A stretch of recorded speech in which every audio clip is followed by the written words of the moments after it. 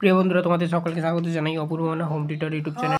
তো এখানে আজ আমি তোমাদের সঙ্গে যে প্রশ্নটি আলোচনা করছি, নোটস আকারে বহুমুখী নদী পরিকল্পনার দুটি উদ্দেশ্য লেখো। এই প্রশ্নটার মান থাকে 2।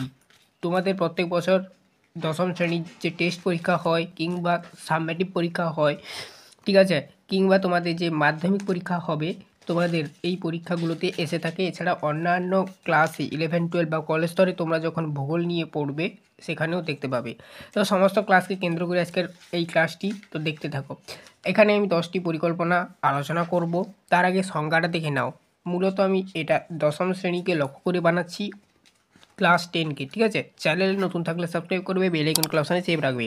কি বলেছে দেখো, একাধিক উদ্দেশ্য সাধনের জন্য প্রবাহপথে নদীর উপর বাঁধ নির্মাণ করে গৃহীত পরিকল্পনাকে বহুমুখী নদী উপত্যকা পরিকল্পনা বলে। মানে ধরো এটা একটা নদী, এর উপর বাঁধ দেওয়া হয়েছে কোনো একটা উদ্দেশ্য সাধনের জন্য, ঠিক আছে, কোনো একটা উদ্দেশ্যের জন্য এর উপর যে বাঁধ দেওয়া হয়েছে এবং এই বাঁধের উপর বিভিন্ন কার্যকলাপ হচ্ছে, সেটাকে উদ্দেশ্য বলা হচ্ছে।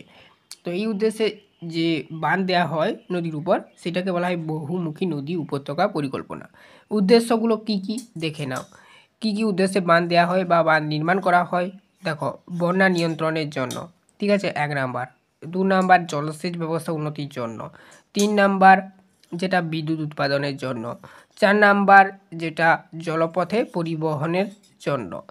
5 কি না ভূমিক্ষয় রোধ করার জন্য।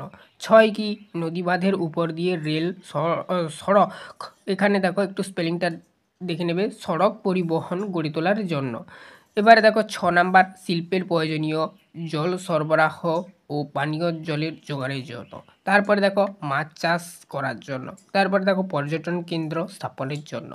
তারপরে দেখো প্রভৃতি উদ্দেশ্যে বহুমুখী নদী উপত্যকা পরিকল্পনা গ্রহণ করা হয়। এটা সবশেষে লিখে তোমরা এই প্রশ্নের উত্তরটা লেখা শেষ করবে।